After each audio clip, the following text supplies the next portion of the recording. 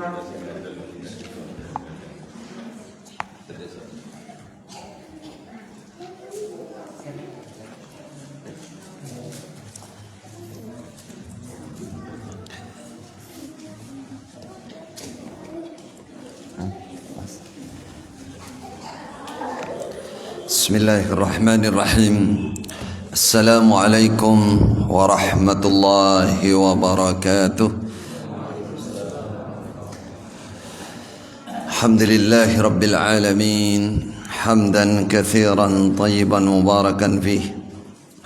Wa sallallahu ala sayyidil anbiya'i wal mursalin nabiyyina Muhammadin wa ala alihi wa sahbihi wa man ihtada bihadyihi wastanna bisunnatihi ila yaumil ma'ad wa sallama tasliman katsira. Ahibati fillah, saudara-saudaraku yang kucintai karena Allah, sebulan kita baru bertemu lagi, serasa 30 hari. Alhamdulillah ala kulli hal. Kita selalu bersyukur kepada Allah manakala pertemuan dan perpisahan kita selalu di jalan Allah. Fa insyaallah haluna kadzalik. Insyaallah begitulah keadaan kita. Semoga kita bersaudarakan oleh Allah dalam iman, dalam Islam, dalam bertakwa, dalam berdakwah di jalan Allah Subhanahu wa taala.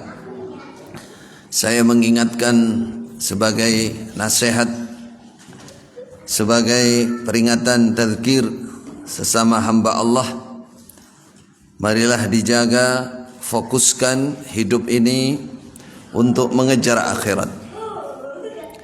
Ini bagian dari bukti tanda bahwa kita bersyukur. Kalau tidak demikian, maka nafsu kita, kemudian iblis, setan, dan fitnah keduniaan ini membawa jauh, mencabangkan, menghilangkan konsentrasi kita. Jadi pengaruh yang namanya cobaan-cobaan yang akan menjauhkan kita dari akhirat sehingga kita tidak fokus itu sangat banyak sekali. Maka perlu mujahadah. Jahada yujahidu mujahadatan. Perlu memperjuangkan, perlu ada kesungguhan. Tidak boleh santai. Memang harus konsentrasi. Harus dikonsentrasikan, harus dipaksa terus. Sebagaimana kebiasaan Rasulullah sallallahu alaihi wasallam dalam momen-momen tertentu ketika melihat para sahabat sudah mulai lupa dengan akhirat, beliau selalu mengingatkan dengan berbagai macam targhibiyah dari beliau. Yang ma'ruf kita kenal sabda Nabi yang mengatakan, akthiru dzikra hadimil ladzat.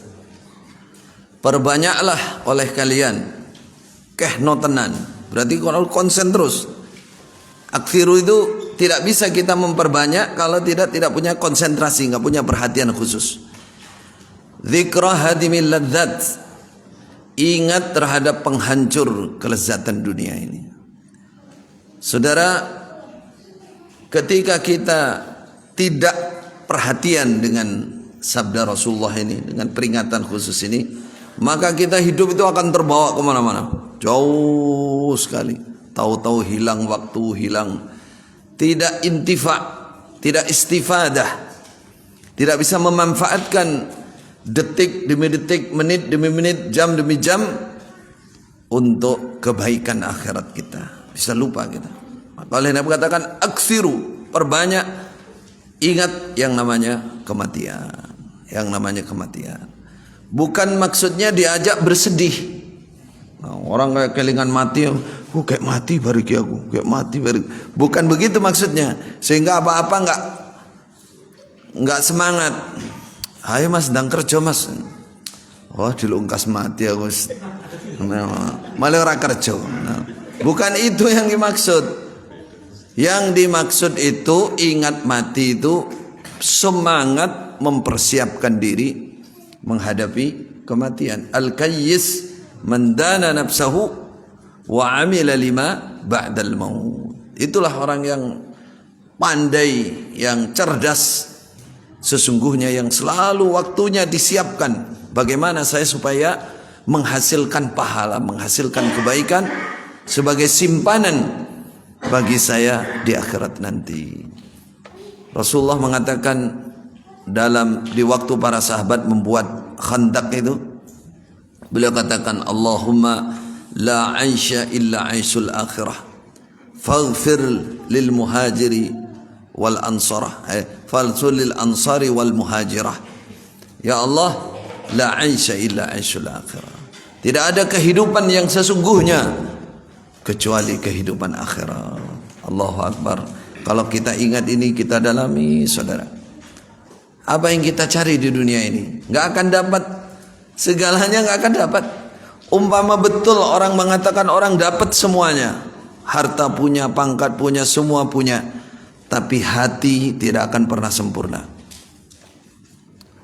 Ya, apa gunanya banyak harta kalau hatinya juga nggak merasa sempurna? Bahkan banyak orang stres karena hartanya. Ya, banyak orang stres karena hartanya, mikirkan hartanya.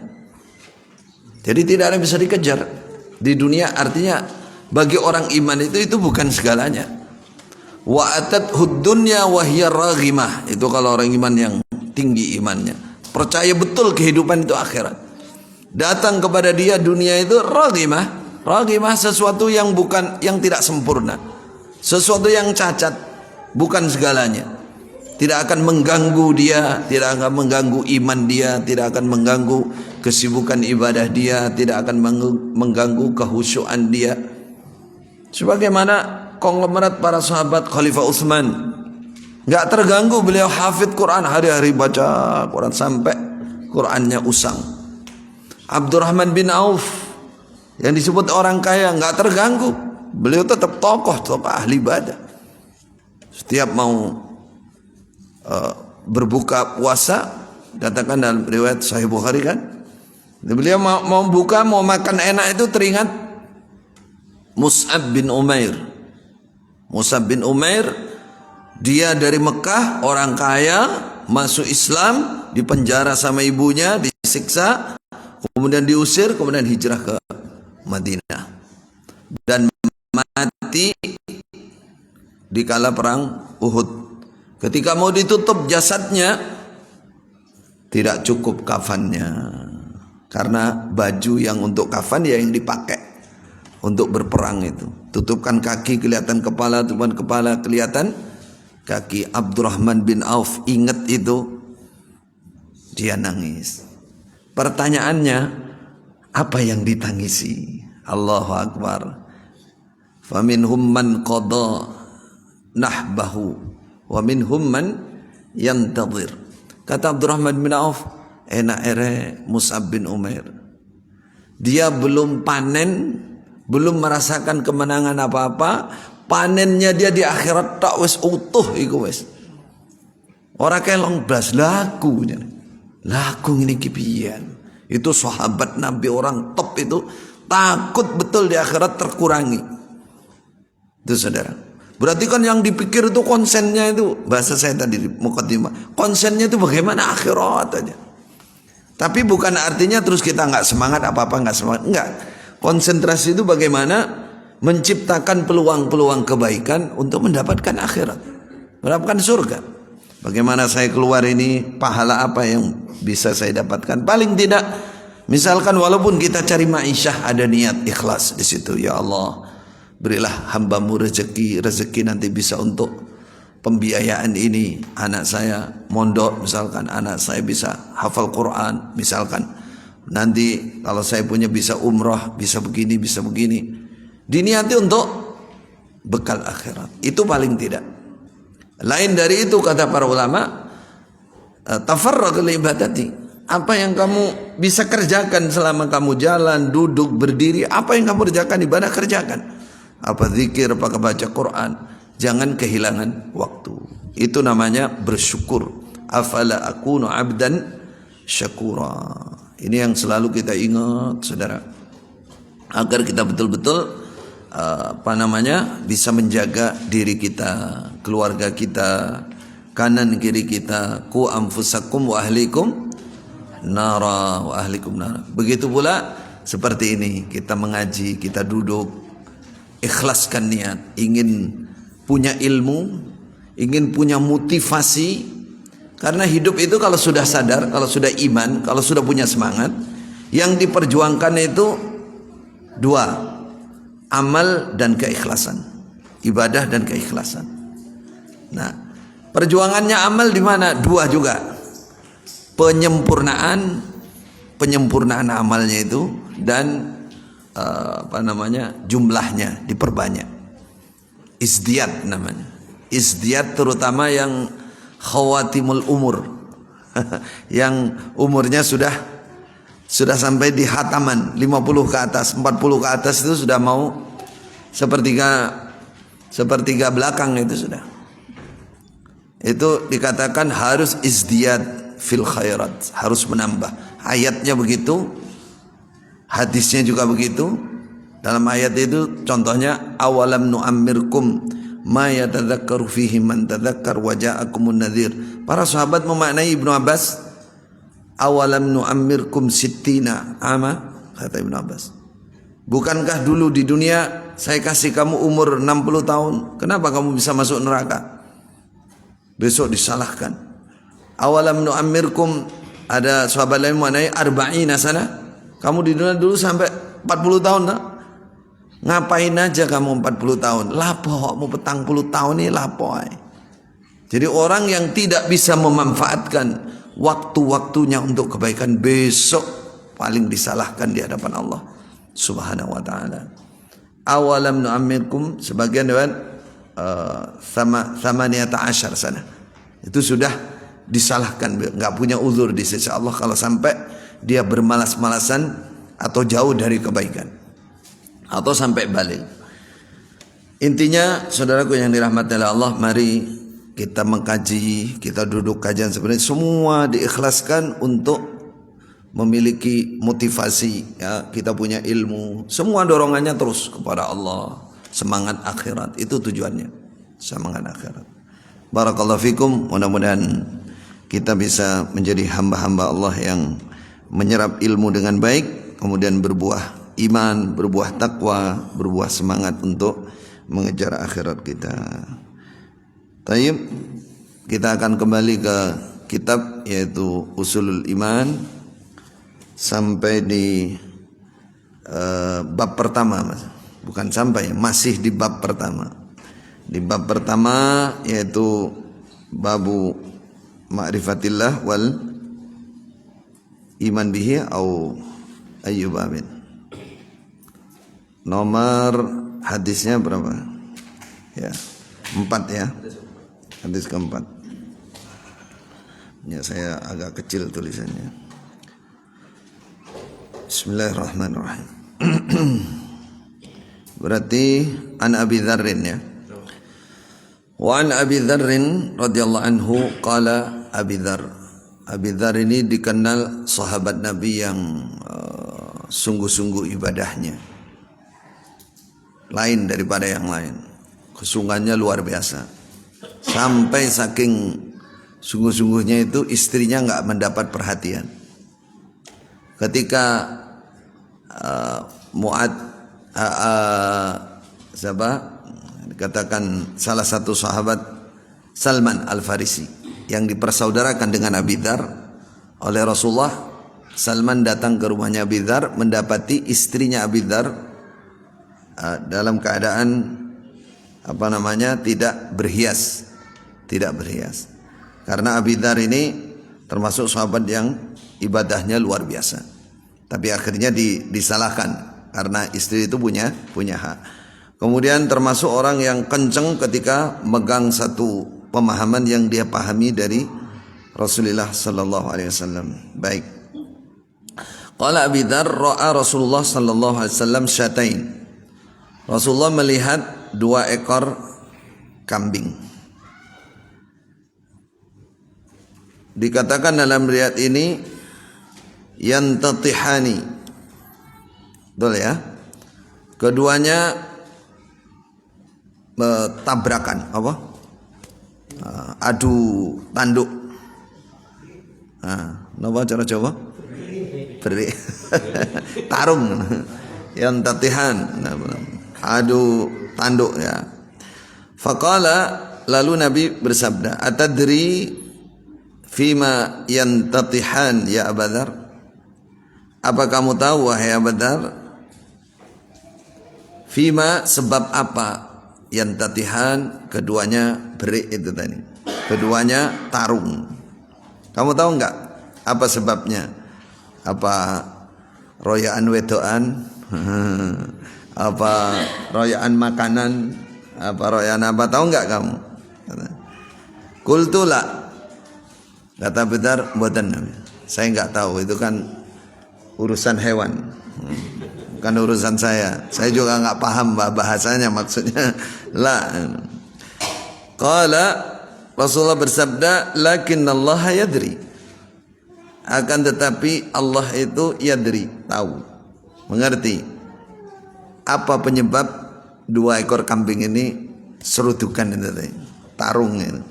Royaan apa ya Allah tahu. Wa sayahkumu bainahuma. Dan Allah akan menghukumi di antara keduanya. Allahu Akbar. Pertama yang kita ambil saudara, betapa Allah itu maha mengetahui terhadap segala sesuatu yang ada pada makhluknya. Sampai penyebab tarungnya 2 ekor kambing Allah tahu. Allah tahu. Inilah sifat azamatillah, keagungan Allah. Kalau kita makrifat ini, kita betul-betul ngerti masalah ini, kita akan berani lapo-lapo di hadapan Allah, saudara. Gak berani maksiat kepada Allah. Allah mengetahui semuanya. Sampai innallaha alimun bidzatis sudur. Para sahabat dulu mikirkan alimun bidzatis sudur itu susah. Susah sekali. Bagaimana kalau kerentek niat saja sudah ditulis, diketahui oleh Allah? Bagaimana Nabi? Bagaimana Nabi? Takut betul para sahabat. Karena menghayati itu. Kenapa? Karena Allah kalau sudah mengetahui, Allah mencatat sekecil apapun pelanggaran itu besok akan dibaca di hadapan Allah. Yauma tublas sarair faman ya'mal wa man ya'mal mithqala dzarratin syarran yarah, akan diperlihatkan. Lalu ditanya, diminta pertanggungjawabannya. Kalau Allah tidak mengampuni, pasti masuk neraka, disiksa sekecil apapun. Kecuali kalau Allah merahmati dan mengampuni. Jadi dengan sifat Allah maha mengetahui saja, fa insyaallah kita bisa meningkat imannya, meningkat takwanya, meningkat kehusuannya, ya, meningkat semuanya, kedekatannya dengan Allah. Fafirru ilallah, karena Allah mengetahui semuanya. Nah ini dengan kambing saja apa penyebabnya Allah tahu. Kemudian yang kedua, Allah akan mengadili antara 2 ekor kambing yang bertengkar di dunia besok di hadapan Allah. Mana ayatnya? Wa idzal wuhusyu husyirat. Besok hewan-hewan buas akan dikumpulkan, yang tarung-tarung antara satu dengan yang lain itu dikumpulkan. Lalu diadili oleh Allah, hakimnya Allah. Kenapa kamu nyerutuk duluan sampai tanduknya temanmu patah? Nanti kambingnya ngomong, oh karena begini Mas, siapa saksinya? Dihukum, diadili oleh Allah. Besok hari kiamat akan diadili Allah. Pertanyaannya, ini pertama yang kita ambil, berarti Allah itu maha menghukumi dan maha adil. Maha adil. Ya. Kenapa hewan diadili besok? Apakah hewan itu termasuk mukallaf? Apa mukallaf? Termasuk orang yang dibebani ibadah. Kenapa diadili? Padahal hewan kan enggak termasuk mukallaf. Maka para ulama mengatakan ini Allah hanya ingin menunjukkan betapa Allah itu maha adil, maha menghukumi dan maha adil. Tidak akan ada yang dianiaya besok di hadapan Allah. Tidak akan ada yang teraniaya. Sampai hewan pun oleh Allah diadili. Hanya memberikan perbandingan kepada manusia bahwa besok hari kiamat semua manusia akan, hewan aja diadili, apalagi manusia. Dan Allah pasti tidak akan salah dalam memvonis atau memvonis seseorang. Itu. Kalau hewan saja diadili, bagaimana yang mukallaf? Mengambilnya begitu. Pasti diadili, pasti dihukumi oleh Allah. Satu persatu. Makanya besok hari kiamat ribuan tahun itu karena memang yauma yaqumun nas li rabbil alamin. Semua berdiri menghadap Allah. Wa ya'tina farda. Semua datang kepadaku, kata Allah, satu-satu, mempertanggungjawabkan. Allahu Akbar. Inilah dahsyatnya atau mengerikannya hari kiamat. Harus bersiap dari sekarang. Jangan terlambat katanya. Jangan menggantungkan diri kepada orang lain. Ku anfusakum, jaga diri. Ya. Apalagi yang bekas-bekas Islam jamaah ini dan yang sejenisnya. Dulu surganya menggantungkan sudah. Wes pokoknya sambung jamaah, pokoknya persenan, pokoknya yakin surga wes. Tanggung oleh Bapak Imam. Ada Bapak Imam kita yang akan. Itu secara umum aliran-aliran penyimpangan sesat di sekitar itu pasti begitu. Ada iming-iming surga itu pasti begitu. Padahal kita mencari surga, bertakwa itu harus mandiri. Besok menghadap Allah sendiri-sendiri. Baik. InsyaAllah simpel aja pengambilannya, bahwa ini menunjukkan Allah maha mengetahui segalanya. Kemudian Allah akan menghukumi, mengadili di antara manusia ini dengan keadilan. Tidak akan ada yang teraniaya. Dalam riwayat disebutkan setelah hewan-hewan ini diadili semua, dibalaskan, yang nganiaya dibalas, dikisos, yang matahkan tanduk temannya besok sampai dipatahkan. Sudah diadili semua, baru mereka dihancurkan Allah, dimatikan, dijadikan debu. Pada saat itu orang kafir mengatakan, ya laitani kuntu turaba. Ya laitani kuntu turaba kal hayawan. Ya Allah, saya berharap. Tapi kata-kata ya laitani sudah enggak mungkin. Ya laitani itu tamanni, ba'id. Tidak mungkin. Ya laitani, seandainya aku, bisakah aku menjadi tanah, kata orang kafir. Tidak bisa, karena manusia itu ada yaumul jaza, hari pembalasan, itulah manusia. Baik, hadis berikutnya, hadis keberapa? Kelima. Kok agak kecil-kecil punya saya ini. Balagha khamsina sana, sudah penglihatannya agak. Yang kelima, hadis dari Abi Hurairah. Naam. An Abi Hurairah radhiyallahu anhu anna Rasulullah sallallahu alaihi wasallam, sungguhnya Rasulullah qara'a hadhil ayah. Rasulullah membaca ayat ini, innallaha ya'murukum an tu'addul amanat ila ahliha. Sungguh Allah memerintah kalian an tu'addu, agar menyampaikan, menunaikan al amanat, beberapa amanat, ila ahliha, kepada pemiliknya amanat. Amanat ini bisa berupa fisik, benda, harta dititipkan untuk disampaikan kepada seseorang. Maka sampaikan amanat itu, sekecil apapun. Atau amanat ini berupa amanat maknawi, secara maknawi, bukan hissi. Maknawi itu kepercayaan. Datangkan kepercayaan, lakukan kepercayaan, wujudkan kepercayaan untuk ahlinya, artinya orang yang mempercayai kamu. Ketika Anda dipercaya oleh seseorang, apa amanat yang tertinggi? Kepemimpinan. Contoh, itu amanat. Dan itu kepemimpinan itu amanat tertinggi. Ketika rakyatmu, ru'yahmu mempercayakan kepemimpinan kepadamu, contoh, maka lakukan kepemimpinan itu dengan sempurna. Dengan sempurna. Sudah diamanati, dipilih, dijanji lagi. Pakai mushaf Quran, didekatkan kepada mushaf Quran. Itu kan maksudnya untuk membesarkan atau menguatkan janji. Sebenarnya penguatan janji itu wallahi saja sudah cukup dalam agama.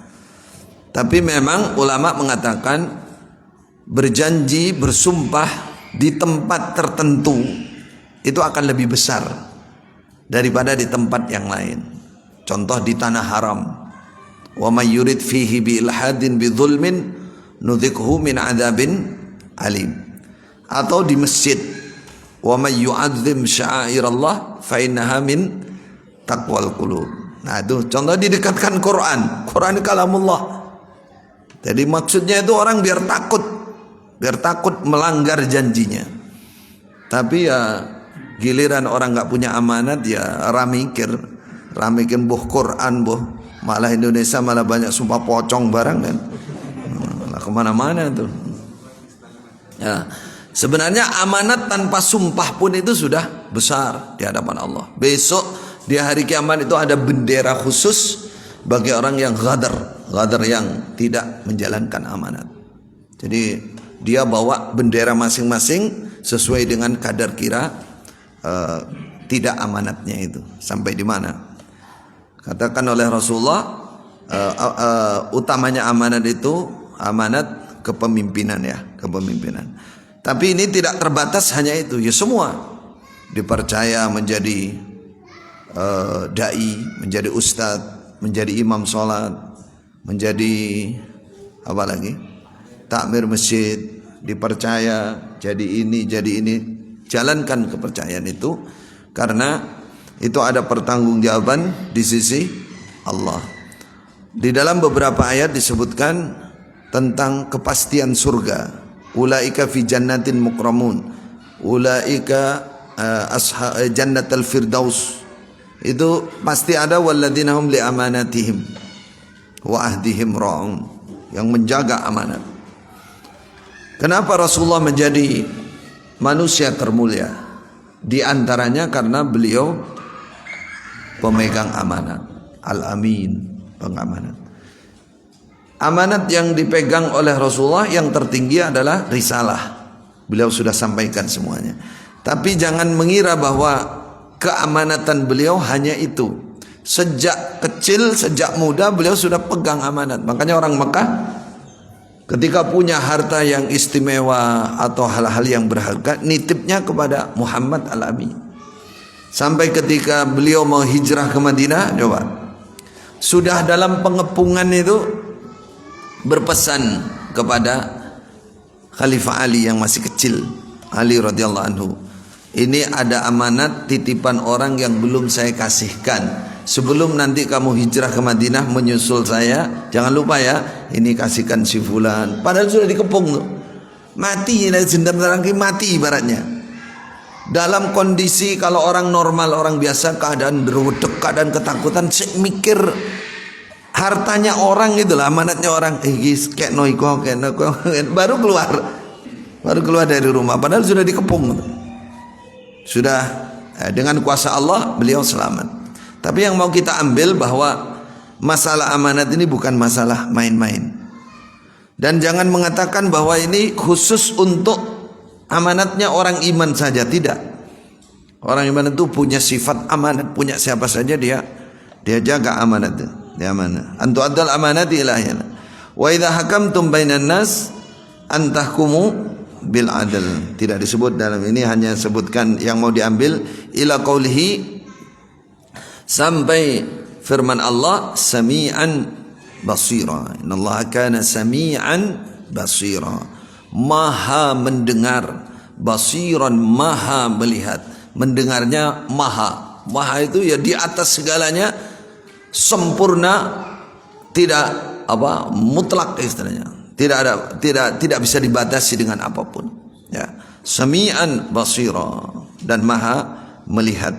Wa yad'u ibhamaihi ala udhunai, dan Rasulullah meletakkan dua ibu jari ala udhunai, atas dua telinganya ketika beliau mengatakan sami'an. Terus wallati taliha ini ila ainai, ditunjuk ke mata. Innallaha kana sami'an basira. Apa maksudnya? Apakah Rasulullah mujassimah, mumassilah? Allah itu maha mendengar dan maha melihat. Ini litakrib saja, supaya kita paham bahwa Allah itu walaupun laisa kamitslihi syai' wa huwas samiul basir. Pendengaran Allah, penglihatan Allah tidak sama dengan penglihatan, pendengaran makhluk. Tapi Allah itu maha mendengar dan maha melihat. Artinya mendengar segala sesuatu dan melihat terhadap segala sesuatu. Cuman bedakan, tidak akan pernah sama, tidak boleh disamakan. Kalau disamakan berarti menyamakan sifat Allah dengan sifat makhluk, syirkun. Menyamakan sifat Allah dengan sifat makhluk itu kesyirikan. Kita katakan Allah maha mendengar, Allah maha melihat, tapi tidak sama dengan penglihatan dan pendengaran makhluknya. Rasulullah isyarah supaya jelas. Nah, bagaimana kalau ada golongan penyimpangan dalam akidah, dikatakan misalkan sami'un bila sama', basirun bila basar. Ada yang menafikan sama sekali, nggak boleh diartikan, hanya sekedar nama saja. Jadi setiap nama, karena itu bahasa Arab, maka nama itu mengandung sifat. Mengandung sami itu nama Allah, maha mendengar. Berarti Allah punya sifat mendengar. Mendengar kullal masmu'at, segala sesuatu bisa didengar oleh Allah, walaupun manusia, makhluk tidak bisa mendengar. Allah mendengar. Segala sesuatu dilihat oleh Allah, tidak ada yang terhalang dari pandangan Allah, dari penglihatan Allah. Beda dengan makhluk, ada yang terhalang. Apa yang diambil di sini? Kembali ke tadi, bahwa kalau kita kenal sifat Allah yang ini, maka minimal kita akan selalu terus bertobat kepada Allah. Allah mendengar ucapan kita, Allah melihat apa saja yang kita perbuat, dan besok akan dipertanggungjawabkan. Paling tidak kita akan istighfar, ya Allah, ya Rabb, ya, kok tidak malu kepada Allah, tidak takut kepada Allah. Malu itu menunjukkan sifat ta'zim, sifat ta'zim kepada Allah. Nastahyi min Allah. Kita kepada manusia yang terhormat malu, kan? Pada orang tua mau berbuat apa di depannya yang enggak baik, malu. Di depan guru malu, di depan ustadz malu, di depan orang banyak malu. Pertanyaannya, kok enggak malu kepada Allah? Apakah Allah lebih rendah daripada manusia? Itu yang mengetuk hati kita. Kita pegang HP, mau lihat sesuatu yang enggak benar, coba di depan orang tua, berani enggak? Malu soalnya, takut, malu, enggak mungkin. Lah bagaimana Allah maha melihat, maha mendengar? Pertanyaan, kok tidak malu sama Allah? Nah, ini koreksinya. Ya Allah, betapa secara tidak langsung seakan merendahkan Allah, tidak takut kepada Allah. Itu bagi orang-orang tertentu bisa termasuk mujaharah dalam perbuatan dosa, yang dosanya akan dilipat gandakan. Karena dia di samping melakukan maksiat, dia tidak takut, seakan bahasa cara Jawa koyok ngece karo Gusti Allah. Nah, itu sudah satu keimanan yang sangat rendah, tidak punya ta'zim. pada Allah. Jadi kalau kita kenal Allah dengan sifat Sami'an Basira ini, diharapkan kita lebih menjadi manusia yang wirai, yang sungguh-sungguh menjaga diri, jangan sampai terjadi pelanggaran, kemaksiatan yang besok akan ditanyakan di sisi Allah Subhanahu wa taala. Yang keenam, wa Ibnu Umar radhiyallahu anhu, anna Rasulullah sallallahu alaihi wasallam qala, Rasulullah bersabda, mafatihul ghaibi khamsun, beberapa kunci sesuatu yang gaib, yang tidak bisa dilihat, didengar, dicapai dengan panca indera manusia. Sesuatu yang gaib, kuncinya artinya yang membuka, yang mengetahuinya. Itu makna asal. Ada yang memaknai mafatih ini khazain, beberapa simpanan, yaitu sesuatu yang samar, itu ada di tangan Allah. La ya'lamuha illallah, tidak mengetahuinya kecuali Allah Subhanahu wa taala. Semua yang samar, semua yang gaib secara umum tidak dapat dijangkau oleh panca indera manusia, yang mengetahuinya hanya Allah Subhanahu wa taala. Hanya Allah. Betapa agungnya Allah. Dalam keadaan kita kesendirian, keadaan gelap, kita takut kalau kita tahu ini, karena bagi Allah terlihat jelas. Contohnya, la ya'lamu ma fi ghadin illallah, tidak mengetahui apa yang terjadi besok, sesuatu, ma apa saja. Itu dikatakan isim yang sifatnya mustaghraq, semuanya, apa saja. Fi ghadin, yang ada di esok hari, illallah, kecuali Allah. Tidak ada yang bisa memastikan. Artinya kepastiannya. Sesuatu yang belum terjadi, bahkan besok pagi, tidak ada yang mengetahui, memastikan kecuali Allah Subhanahu wa taala. Ini melahirkan apa? Sifat ini melahirkan fa idza azamta fatawakkal 'ala Allah. Kalau kita sudah memastikan, memutuskan suatu perkara, maka bertawakal kepada Allah. Tawakal kepada Allah agar dimudahkan. Wa la ya'lamu ma taghidul arhamu illallah. Tidak mengetahui ma taghid, apa yang mengurangi al-arham, rahim-rahim, artinya masa lahirnya, contohnya, illallah, kecuali Allah Subhanahu wa taala. Umumnya orang melahirkan berapa? 9 bulan. Tapi ada yang 8 bulan, 7 bulan, 6 bulan, ada enggak? Ada 6 bulan. Prematur. 5 bulan. Allahu a'lam. Ada 6 bulan tidak prematur, itu ada. Tuh, zaman Khalifah Umar pernah. Jadi 6 bulan dari pernikahan melahirkan. Akhirnya semua menuduh dia berarti ini sudah hamil sebelum sebelum nikah. Hampir dihukum. Terus keluarganya wanita ini, karena memang dia nggak berzina, lapor kepada Ali radhiyallahu anhu. Ada Khalifah Ali. Kata Ali, indi makhraj, saya ada jalan keluarnya. Khalifah Ali yang menghadap kepada Khalifah Umar radhiyallahu anhu. Kata Khalifah Ali, kenapa Anda mau menghukum wanita yang melahirkan 6 bulan kalau dia tidak berzina? Jelaskan. Orang melahirkan biasanya 9 bulan, nah ini 6 bulan. Jelas dia 3 bulan sebelumnya sudah husmeteng misalnya. Kata kalian, kan nggak ada orang selama ini hamil melahirkan 6 bulan. Tuh, nggak ada buktinya. Mana buktinya? Memang nggak ada zaman itu, nggak pernah ada. Tapi kata Khalifah Ali, ada di Al-Quran. Loh, di mana di Al-Quran?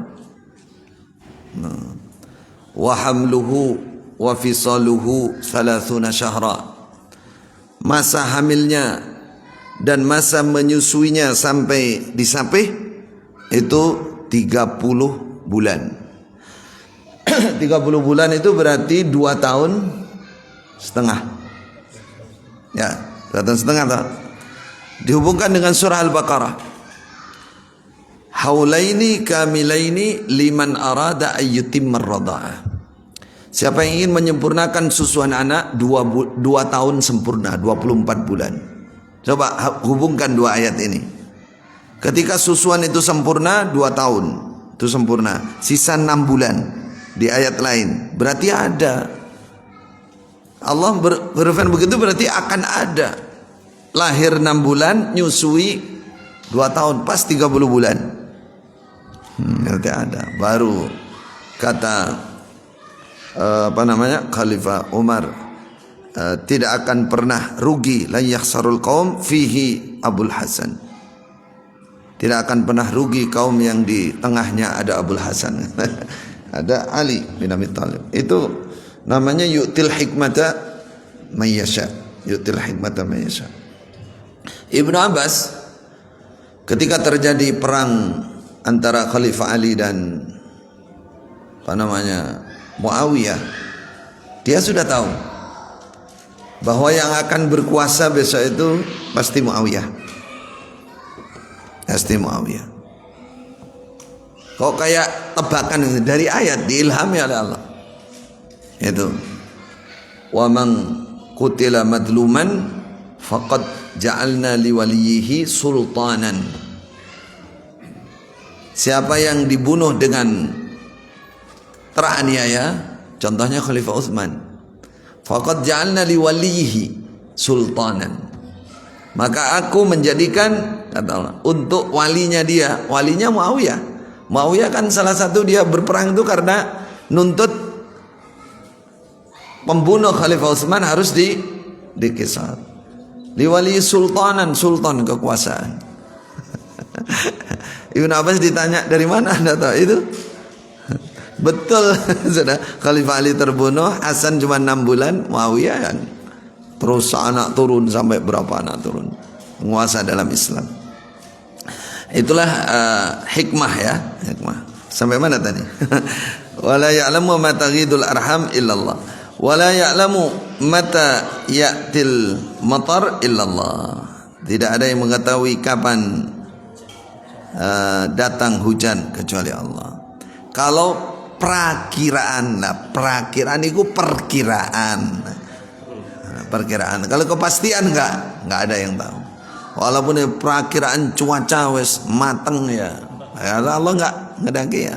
Karena dia akan membaca arah angin, kurang lebih kebiasaan tandanya ini, tandanya ini.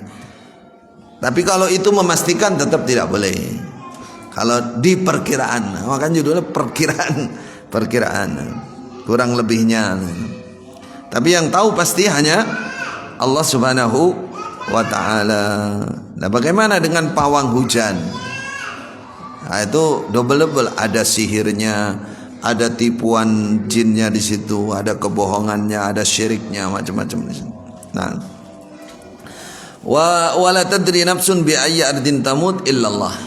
Tidak mengetahui seorang pun, siapapun, di mana bumi dia mati, di mana tempat dia mati, illallah, kecuali Allah.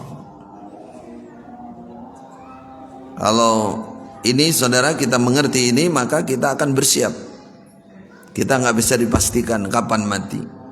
Kertosono, di Kediri, di mobil, di jalan, di mana, Allahu a'lam. Berarti kalau sudah seperti ini kita akan bersiap terus sewaktu-waktu. Maka kata para ulama, dum ala tayyib mut alaih. Langgengkan kebaikan, maka kamu mati terhadap jenis kebaikan yang kamu langgengkan itu. Itu. Man kana ala syai' mata alaih. Biasakan saudara. Biasakan zikir, biasakan istighfar. Ya, biasakan berbicara yang baik, amar ma'ruf nahi mungkar, perjuangkan, mujahadah. Walaupun awalnya kita enggak terbiasa, lama-lama terbiasa. Ya. Orang kaya bisa ahli zikir itu? Masa yang cuman sedang-sedang saja rapatek, nggak patek sibuk kok harus dadi ahli zikir? Jan rugi tenan. Apa meneh ya nganggur tok mendina gak iso dadi ahli zikir itu kerugian luar biasa. Padahal zikir itu ibadah yang sangat mengalahkan jihad sampean. Mengalahkan orang pergi perang itu.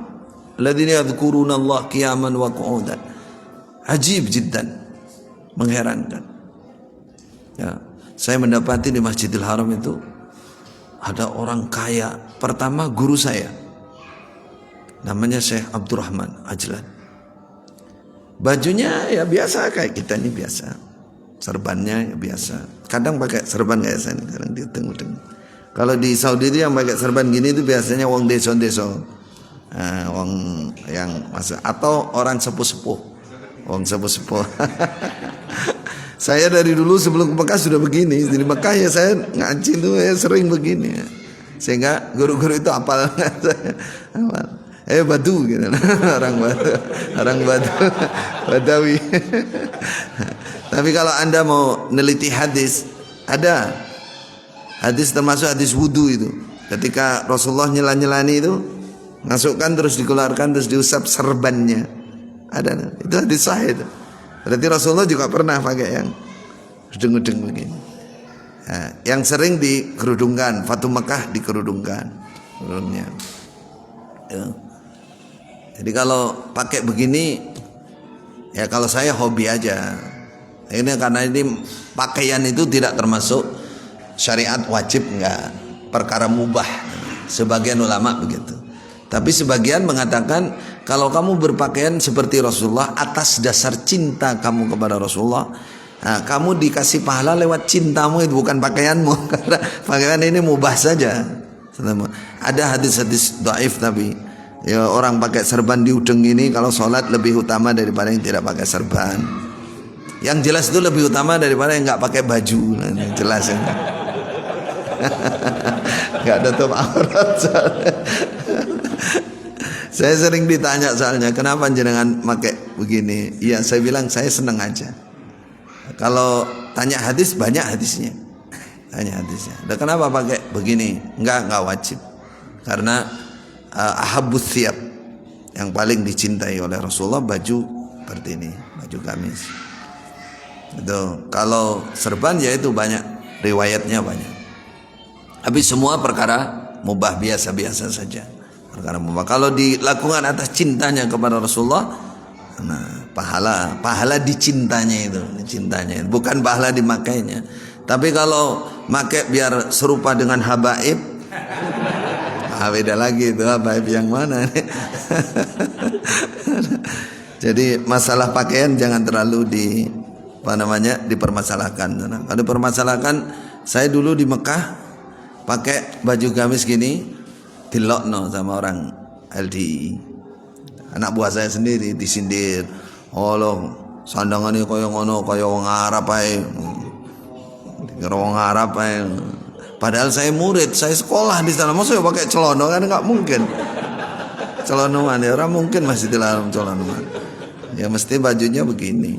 Karena sudah terbiasa enak, selonggar enak, saya buka karek del gini dah. Enak. Sampai pulang ke Indonesia pakai celana itu ya sakit nih perut ini kalau lama-lama ya pakai sebentar gitu. Tapi enak ini longgar kan. Itu ya enak kita aja, nikmat kita aja. Jangan ada pikiran macam-macam. Kalau man tasabbahi biqaumin banyak mesti pakaian. Jangan semua ya tasabbah, tinggal tasabbah dengan siapa. Topi hitam punya siapa ya? Ya siapa? Ya topi macam banyak kalau mirip-miripan.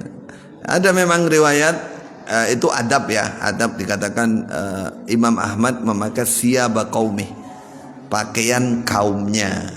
Tapi itu bukan, jangan dianggap bahwa itu kewajiban, bukan. Ya artinya orang itu sederhana sama gitu, sama. Jadi kalau orang pakai baju atas dasar kesombongan, nah itu yang nggak benar. Ya.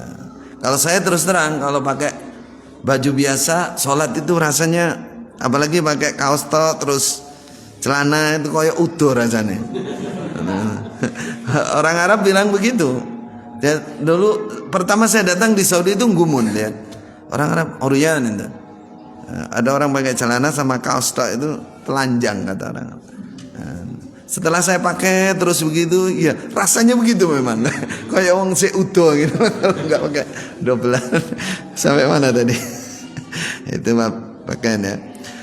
Wala penutup ya. Wala mata taqumus sa'a illallah.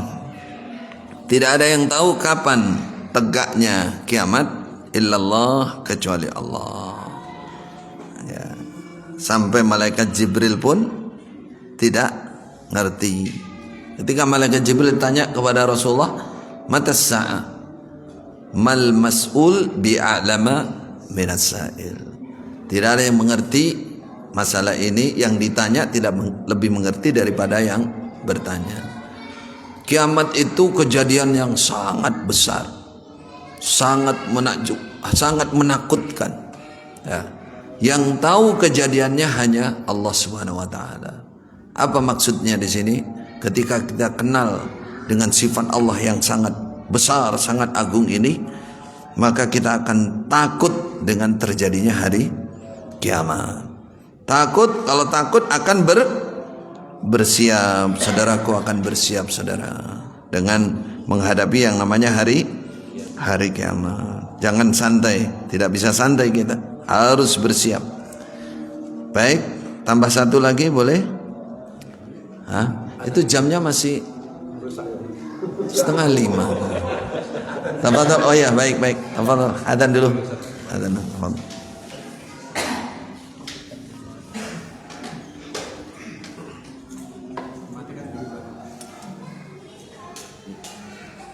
Oh ini.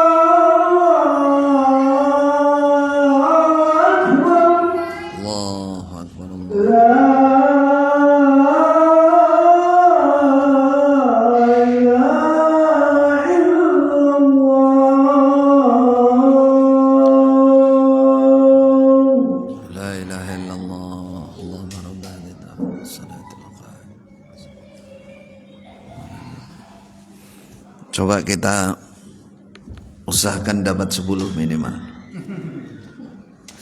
2 lagi, 3 lagi. An Abi Musa radhiyallahu anhu anna Rasulullah sallallahu alaihi wasallam qala, Rasulullah bersabda, innallaha yabsutu yadahu bil-lail. Sungguh Allah itu membentangkan tangannya di waktu malam, menyambut, membuka tangan lebar-lebar. Tujuannya apa? Liyatuba musi'a atau musi'u, musi'un nahar atau musi'an nahar. Sendaku musi'a atau musi'u? Enggak ada harga. Ada yang belum? Walah. Ya Rabb. Nomor berapa berarti? Hadis ke-7. Baik. Hadis ke-6, ke-7. Kecil sekali. Hadis ke-7 an Anas radhiyallahu anhu qala Rasulullah sallallahu alaihi wasallam, lallahu asyaddu farahan bi taubati abdih. Pasti Allah itu lebih sangat senangnya dengan taubat hambanya. Haitsu yatubu ilaih, di mana atau karena hamba itu bertobat kepada Allah. Allah lebih senang terhadap hambanya, yang terhadap taubat hambanya, karena dia kembali, dia bertobat kepada Allah. Min ahadikum, daripada salah satu kalian, kana ala rahilatih, ada dia di atas kendaraannya, untanya, biar di falat, di bumi yang lapang, di bumi yang sangat luas, yang kalau sampai kehilangan kendaraan udah pasti mati. Falatat minhu, lalu kendaraan itu atau unta itu lepas berat, minhu, dari dia. Padahal wa 'alaiha ta'amuhu wa syarabuh, di atas kendaraan itu, unta itu, makanan dia dan minuman dia. Fa ayyisa minha, dia putus asa dari kendaraan itu, sudah dicari mana-mana enggak dapat. Fa ata syajaratan, lalu dia mendatangi sebuah pohon, fattaja'a fi dhilliha, dia tiduran di naungan, di bawah naungan pohon itu. Qad ayisa, sungguh dia telah putus asa, min rahilatih, dari kendaraannya. Dah yakin udah enggak dapat ini kendaraannya, udah hilang, mati aku wis, jelasin. Fa bainama huwa kadzalik, ketika dia keadaan seperti itu, tiba-tiba fujaah ini, huwa biha, dia mendapati kendaraan itu, untanya, qaimatan indahu, berdiri di dekatnya. Fa akhadha bi khitamiha, dia bangun, dia pegang kendalinya unta itu. Faqala min siddatil farah, lalu dia mengucapkan syukur kepada Allah karena sangat senang. Syukurnya apa? Allahumma anta abdi wa ana rabbuk. Kebalik. Ya Allah, engkau betul-betul hambaku, aku pangeranmu. Kalau engkau betul-betul Tuhanku, Rabbku, ya Allah, yang menciptakan, yang menyelamatkan aku. Ini kata-kata bersyukur. Allahumma, harusnya anta rabbi. Dia kebalik. Akhta'a min siddatil farah, kata Rasulullah, dia salah, keperucut sabkul kalam, ya, karena sangat senang. Akhrajahu Bukhari Muslim. Pertama, ini sifat bagi Allah. Allah sangat senang ketika melihat hambanya yang berlumuran dosa, bermaksiat itu kembali kepada Allah, bertobat. Tubtu ilaika ya Allah, raja'tu ilaika ya Rabb, aku kembali lagi kepadamu ya Allah, aku menyesali, nadimtu ala ma madha, aku menyesali perbuatanku, aku mohon ampun, astaghfiruka wa atubu ilaik. Itu Allah sangat senang. Gambaran senangnya kalau mau dibayangkan, tapi ini hanya gambaran pendekatan saja, takrib, tidak ada persamaan. Lebih senang daripada seseorang yang kehilangan kendaraan serta bahan makan dan minuman. Dia di tanah lapang yang kalau tidak ada itu pasti mati. Dia udah cari motor, saya capek, dah tinggal duduk, tiduran, nunggu kematian. Tahu-tahu kendaraannya sudah di sebelahnya. Senangnya dia mencolot, pegang kendaraannya, yakin urip maneh aku. Tadi kan sudah genah mati aku, urip maneh iki. Yakin hidup ini. Artinya begitu. Itu oleh para ulama digambarkan begini. Orang kalau dalam kemaksiatan itu ibarat orang nggak punya makan minum di tanah lapang tuh. Celaka, pasti dia akan mendapati musibah, kecelakaan dunia sampai akhirat. Cuman orang jangan mengira kecelakaan itu hanya hartanya dihilangkan, usahanya bukan, badannya sakit bukan. Ada celaka di atas celaka itu orang yang mahrum, dihalangi dari kebaikan. Dia dibiarkan dalam kematian, paling celaka itu. Walaupun secara fisik dia kelihatannya sehat-sehat aja, terhalang dari kebaikan itu musibah luar biasa. Tuh. Terus orang bertobat ibarat orang sudah dalam keadaan celaka, pasti mati, terus mendapati makanan dan minumannya. Artinya hidup. Orang bertobat itu akan mendapatkan keberuntungan, hidup lagi, antara hidup dan mati, antara putus asa dan sangat bahagia. Jadi tobat itu kembali kepada Allah sesuatu yang sangat membahagiakan. Jangan diperbandingkan senangnya Allah sama dengan senangnya hamba, enggak. Ini hanya perbandingan. Kemudian yang kedua, apakah Allah butuh dengan hamba? Kalau kita ya manusia ini, ada orang kembali, misalkan keluarga pergi, tahu-tahu kembali, kita harapkan kemana? Kita senang karena kita butuh. Kita manusia, mungkin dia yang bantu kita, yang ngasih uang kita. Kalau pergi kan, nah, kalau bagi Allah kembalinya hamba kepada Allah tidak menambah, tidak merugikan atau menambah kemanfaatan, enggak. Itu memang sifat karena rahmatnya Allah yang besar kepada hamba, sangat sayangnya kepada hamba, sehingga Allah senang jika ada hambanya yang mau kembali bersyukur. Maka saudaraku, pertama diri kita, keluarga kita, umat senangkan. Ini maksudnya ini targhibiyah ini. Ini hadis ini targhib. Senangkan untuk bertobat, hobikan bertobat, biasakan bertobat. Jangan membuat orang putus asa. Sebesar apapun dosa dia, pokoknya harus dibuka jalan. Ini Allah sangat senang itu. Sangat senang. Apalagi bicara besarnya dosa. Al-Quran sudah menyebutkan, qul ya ibadiyalladzina asrafu ala anfusihim la taqnatu min rahmat. Itu langsung dari Allah. Berarti orang tidak boleh dibikin putus asa. Ini terutama para kiai, para ustadz, para mubaligh, para pembina umat, kepengurusan. Carikan jalan kemudahan bagi pendosa, bahkan pendosa itu dosa tok uripe. Bagaimana supaya bisa senang buka jalan sebagaimana. Karena Allah, innallaha yaghfiru dzunuba jami'an. Allah mengampuni dosa-dosa, semua dosa, hatta syirik, sampai kesyirikan.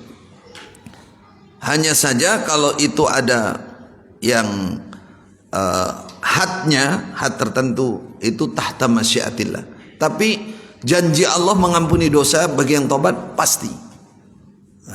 Walaupun sebagian kita nggak bisa pastikan, kalau belum dilaksanakan hukuman hadnya.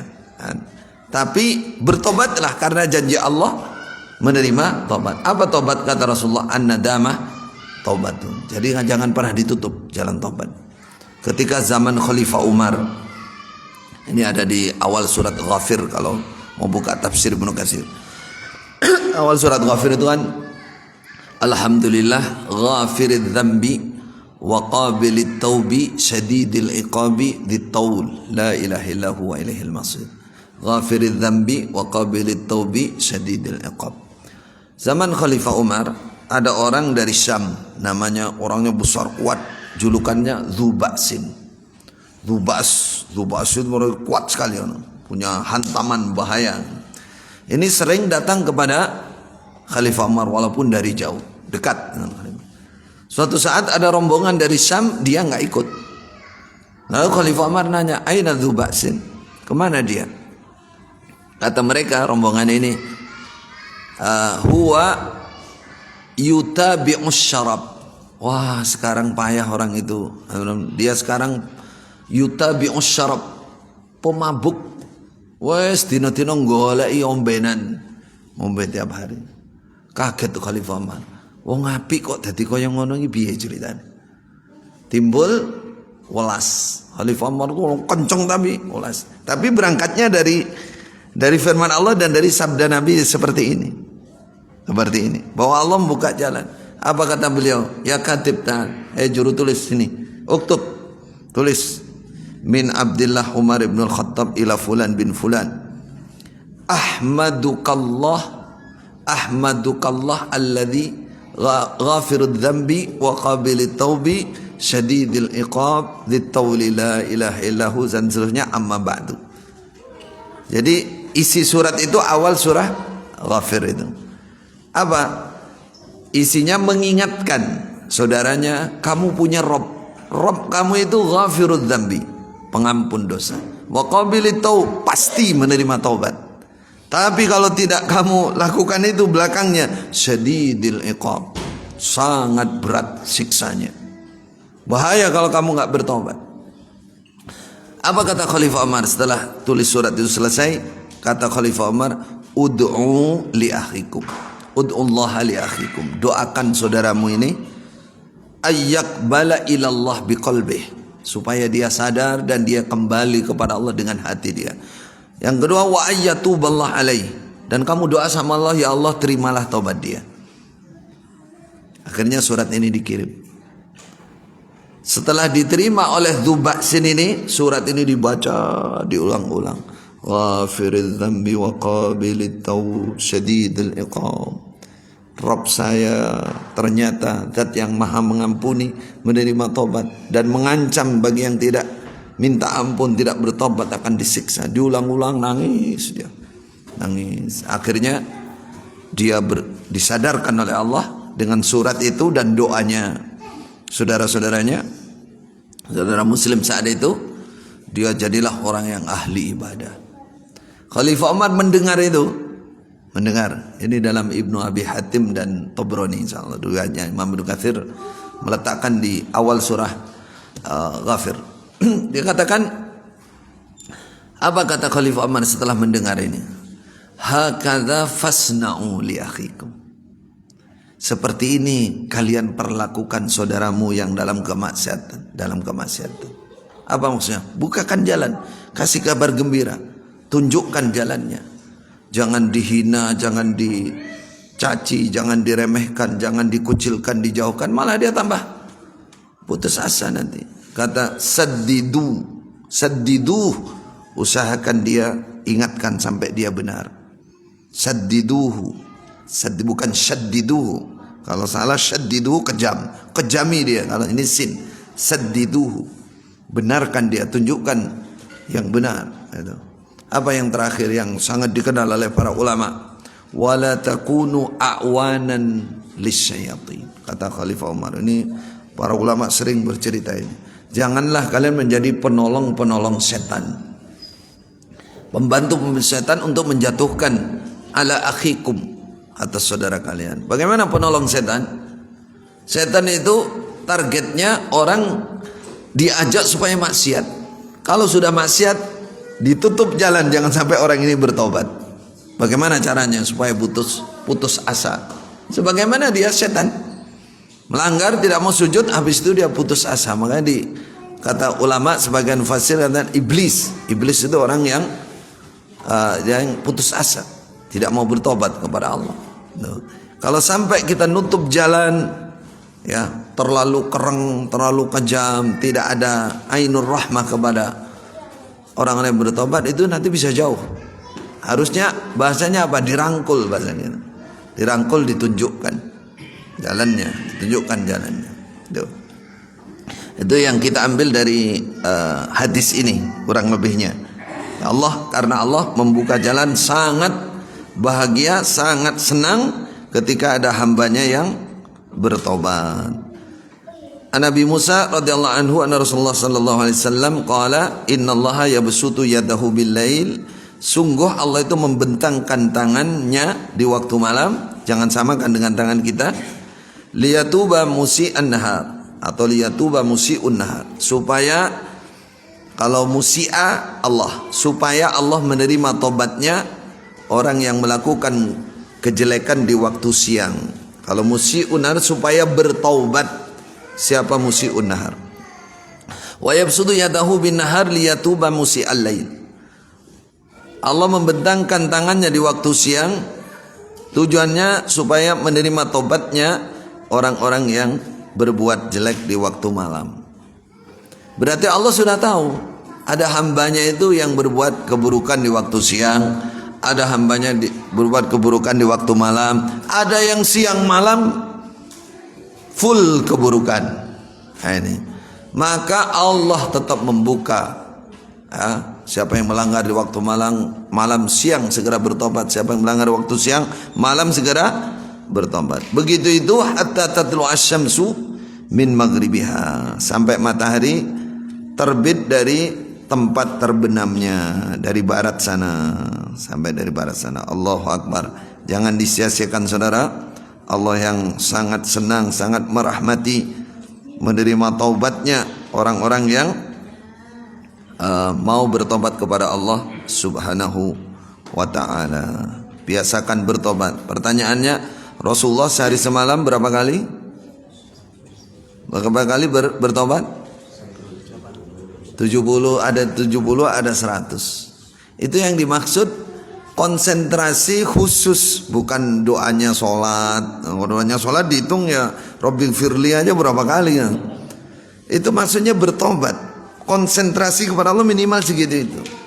Pertanyaannya, Rasulullah kan diampuni dosanya, yang awal dan yang akhir. Kalau sudah tahu diampuni, wis genah diampuni, kenapa kok masih taubat? Bagaimana jawabannya? Yang dikejar karena Allah itu senang, sayang kepada hambanya yang bertobat. Kalau untuk kita jangan katakan, wah aku dosaku sentek kabeh ya. Enggak tahu kita, Allahu a'lam, dosa kita itu mana yang rontok, mana yang nempel. Allahu Akbar. Oh, kita aja sekarang mau jaga mata aja semua angel wis. Di Arab saja katanya sekarang di tempat-tempat tertentu mulai bebas. Bagaimana di Indonesia? Insyaallah. Baru jaga mata, kata Abu Hurairah bukan dosa kecil loh mata. Dosanya mata itu. Ya, kita lihat HP ini nggak usah nyari. YouTube apalah lewat. Bagaimana dosanya mata kita? Khainatul ain. Itu baru mata tuh. Belum ini lisan ini, belum jari-jari ini nyekrol HP terus ini. Kita duduk mungkin ngerasani orang final, kita kadang nggak sadar, nggak tahu. Padahal ada mungkin kalimat-kalimat, kata Abu Hurairah dan riwayatnya, ada orang mengucapkan satu kalimat menyebabkan dia jatuh ke dalam neraka 70 tahun. Berarti masuk di dasar. Dia nggak sadar. Tuh. Kalau nggak banyak tobat, dari mana kita mau mengandalkan kehidupan ini? Jadi kalau ditanya, perbandingkan Rasulullah saja yang diampuni dosanya sehari semalam 100. Apa yang beliau kejar? Kalau memang betul beliau meyakini sudah bahwa berarti dari sisi lainnya yang dikejar oleh apa? Cintanya Allah. Cintanya Allah, kecintaan Allah. Allah senang dengan hambanya yang bertobat. Ketika Khalifah Abu Bakar minta doa khusus, pernah tahu di hadis nggak? Minta doa yang khusus, yang istimewa. Dikasih apa oleh Nabi? Istighfar menjelang tidur itu. Itu Astaghfirullahaladzim alladzi la ilaha illa huwa al-hayyul qayyum dan seterusnya itu. Allahu Akbar. Menunjukkan bertobat, mohon ampun itu suatu yang istimewa. Istimewa. Nah sekarang dari sifat ini harus membuahkan. Sifat ini Allah menerima, Allah membentangkan tangan. Jangan dibiarkan begitu. Allah lah yang menciptakan kita, membentangkan tangan, sangat senang. Lah kok hambanya tenang-tenang saja? Tidak mungkin. Jadi orang belajar hadis ada namanya maqasid syariah. Maksud dari syariat ini supaya kita itu menjadi hamba Allah yang senang bertobat. Karena Allah senang, sering bertobat, sering kembali pada Allah Subhanahu wa taala. Yang dikejar apa? Yuhibbut tawwabin wa yuhibbul mutatahhirin. Bagaimana kalau kita sudah mendapatkan mahabbatullah? Nah, itu di hadis-hadis berikutnya nanti. Jadi wali-wali Allah. Bagaimana kalau jadi wali Allah? Allah menjadi tangannya, Allah menjadi kakinya, Allah menjadi matanya, Allah menjadi pendengarannya. Allahu Akbar. Hadisnya jelas, tapi yang sampai ke level itu masih belum. Artinya kadang-kadang karena pemahamannya yang belum nyampe. Waktu menyampaikan hadis itu belum, sehingga tidak ada kesungguhan untuk berusaha.